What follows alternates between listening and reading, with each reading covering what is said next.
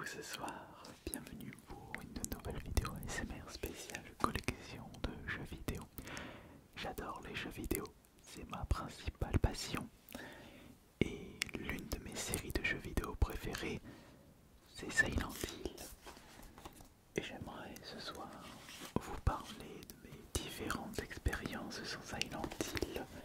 Quels sont mes opus préférés? Est-ce que je les avais achetés Day One ou est-ce que je les avais achetés? Est-ce que je les ai terminés une fois, plusieurs fois? Pourquoi j'adore cette série, etc., etc. Déjà, est-ce que vous de votre côté, vous aimez bien Silent Hill? Bon, il n'y a pas à dire, j'adore Silent Hill.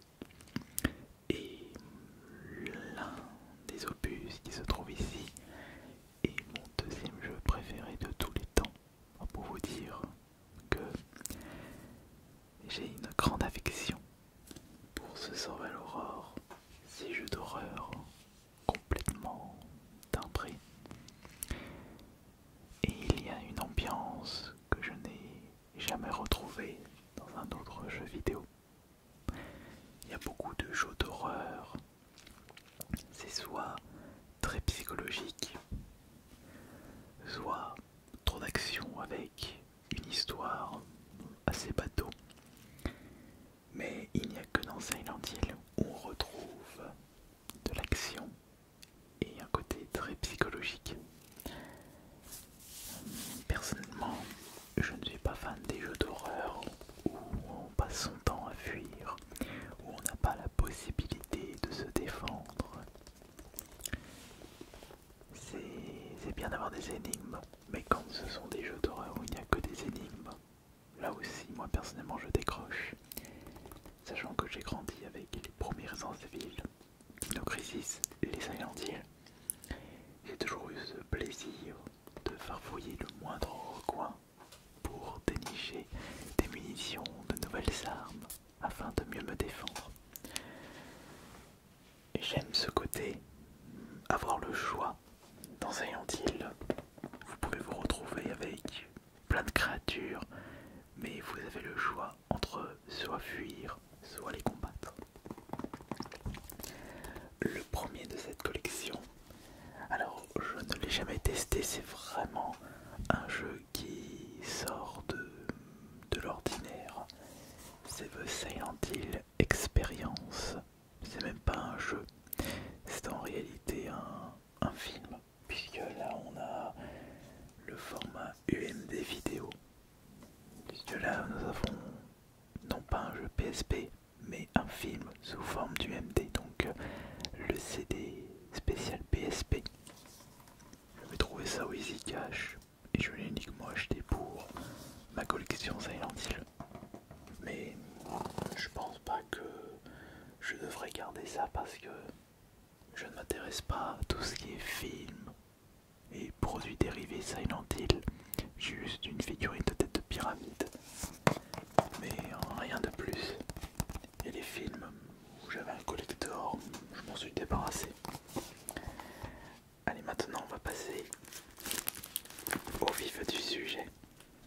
On va naturellement commencer cette véritable collection personnelle de jeux vidéo Silent Hill avec le premier, le Silent Hill sur PS1.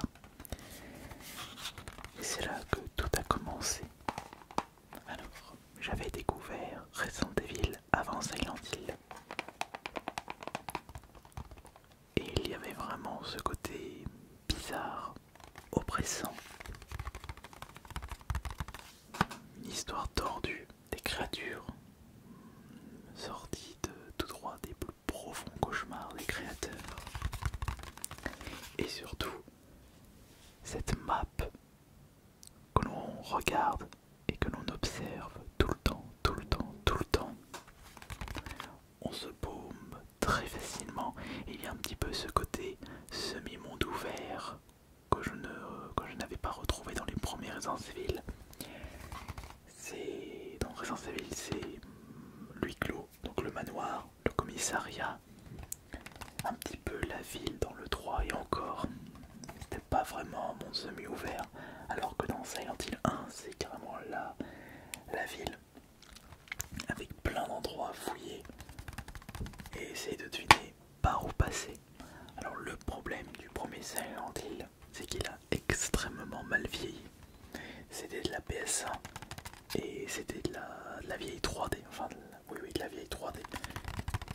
J'ai beaucoup de mal à faire celui-là.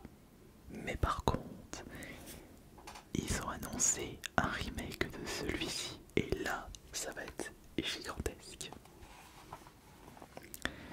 Le suivant est, je dirais, le plus mauvais Silent Hill de l'histoire. Alors je ne sais pas ce qu'ils ont fait, ce qu'ils avaient en tête pour proposer un jeu comme un Diablo, donc un hack and slash, mais en plus de très mauvaise qualité. C'est le Silent Hill Book of Memories, c'est le seul Silent Hill de la PS Vita. Et heureusement, parce que c'était vraiment une bouse infâme. Jamais joué un jeu aussi mauvais. Non seulement c'est un mauvais Silent Hill, un très mauvais Silent Hill, mais en plus c'est un mauvais jeu. Le pire dans tout ça, c'est que c'est WayForward qui s'est occupé du projet, et pourtant j'aime bien Shantae. Ça n'a rien à voir, donc je ne pense pas que WayForward était adapté à moi. Est-ce que c'était eux l'idée de faire un hack and slash ou est-ce que c'était une idée de Konami? Mais dans tous les cas, c'était complètement naze. On va passer à un autre jeu que je n'ai pas apprécié. Je dirais même c'est si on enlève le Book of Memories, c'est un autre Silent Hill dont je n'ai pris aucun plaisir. C'est le Shattered Memories. Silent Hill Shattered Memories, donc c'est le Silent Hill 6, c'est le Silent Hill 7. Donc c'est en réalité un espèce de remake du 1, donc avec Harry Mason de retour dans la ville de Silent Hill. Le souci, c'est qu'il s'agit encore une fois, un mauvais Silent Hill. Ils ont voulu faire un peu le côté froid, enfin horreur froid, horreur glaciale, mais on ne fait que de fuir. Et j'ai pas du tout accroché à cette ambiance et je l'ai vite abandonné. Je possède la version Wii, c'est d'ailleurs le seul Silent Hill sorti sur la Wii. Il y a la version PSP, c'est le deuxième Silent Hill de la PSP. Et il y a également la version PS2. Alors là, là, je suis content parce que c'est une version encore neuf sous blister. Je me souviens plus comment je l'avais récupéré celui-là. Mais le blister commence à partir avec le temps. C'est le problème. C'est le problème de la collection. On a beau conserver des jeux sous blister, mais avec le temps, le blister part. Alors voilà. Maintenant, nous allons passer à un bon jeu, mais pas le meilleur Silent Hill. C'est le Silent Hill Homecoming, donc le Silent Hill 5 est le premier Silent Hill de la génération 360 et PS3. Silent Hill Homecoming, ici c'est la version PS3 et juste là c'est la version 360. Je possède également la version 360, encore ce blister, mais le blister part dans tous les sens. J'ai pas réussi à le conserver correctement. Je pense qu'à ce niveau-là, il est préférable je sais ce que je vais faire moi. Le 9 blister, je vais l'ouvrir, je vais le conserver et je vendrai celui-ci. Je n'ai pas besoin de l'avoir en 2 exemplaires. Mais c'est Silent Homecoming. Il y a toujours une bonne ambiance Silent Hill, ça ne change pas. Par contre les phases de boss, très bien. Mais je n'ai pas souvenir d'avoir été marqué par la bande son parce que le point points forts des anciens Silent Hill qui étaient sur la PS2, c'est sa bande son incroyable. Silent Hill 2, Silent Hill 3, Silent Hill 4, on reviendra au fur et à mesure juste après. Homecoming, ça se joue, c'est bien, mais on est très loin de la qualité d'autres Silent Hill. On dit souvent que les meilleurs Silent Hill, c'est ceux sortis dans la génération PS2. Je suis entièrement d'accord, mais il faut surtout pas mettre de côté un Silent Hill de la génération 360 PS3. C'est évidemment le Silent Hill Downpour, le 8e opus des Silent Hill. Alors là, on est dans la peau d'un prisonnier et j'aime vraiment ce côté barré quand il y a l'univers parallèle qui apparaît. Et ce qui est bien avec celui-là, c'est que il y a les deux faces, donc j'ai l'impression qu'ils ont pris le côté fuite dans Silent Hill Shattered Memories et ils l'ont intégré là, mais ce n'est pas que de la fuite, il y a possibilité de se défendre. Et puis je trouve que l'histoire est très profonde dans Silent Hill Downpour. Et il y a un peu, encore une fois, ce petit côté monde semi-ouvert. Il est très cool.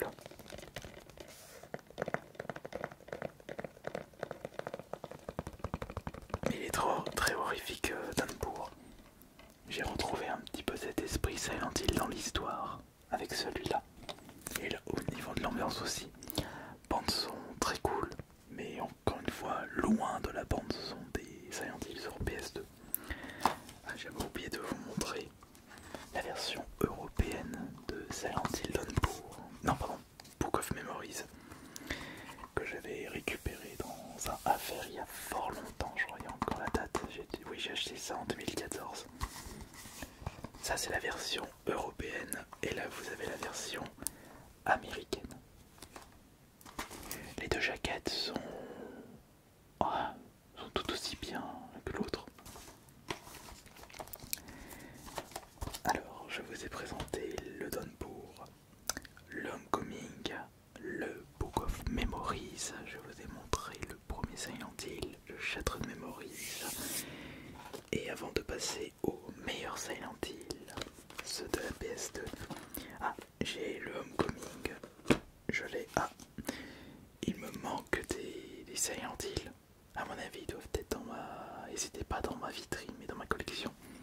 J'ai également le Silent Hill Homecoming, le 5, en version sous blister sur PS3. D'ailleurs, je n'ai pas d'intérêt à le conserver au final. Mais avant de passer aux versions PS2,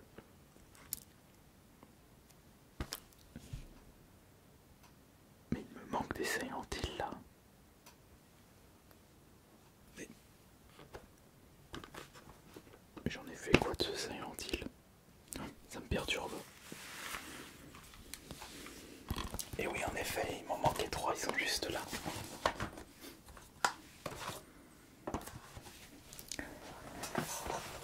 On va pouvoir reprendre.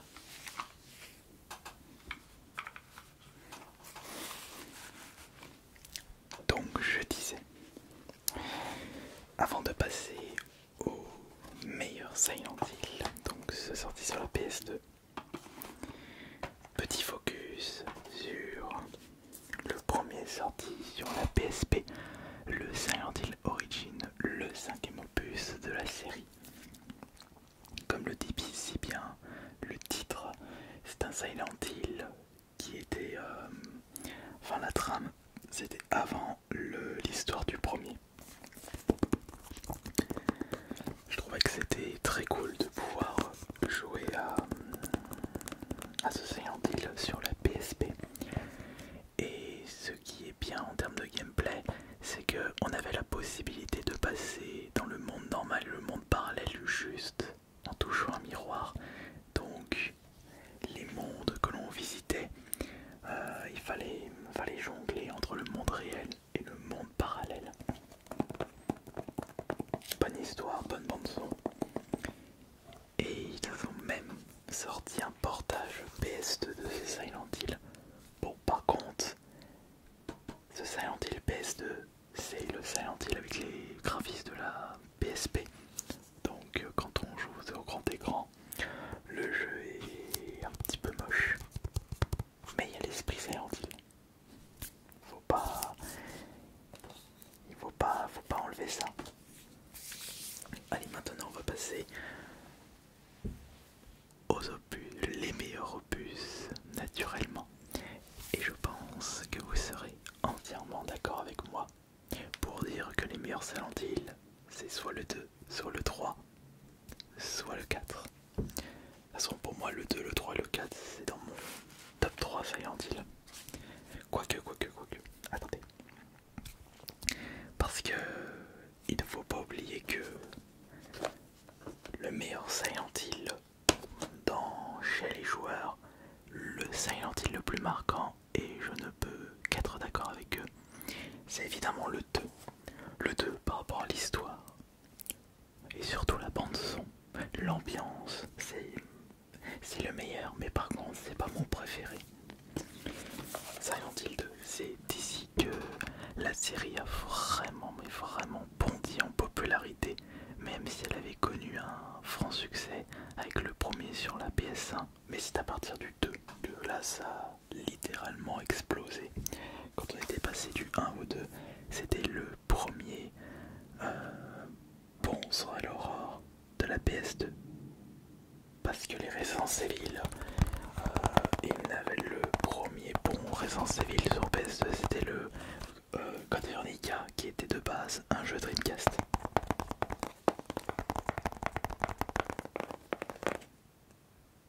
Donc là nous avons le Silent Hill 2.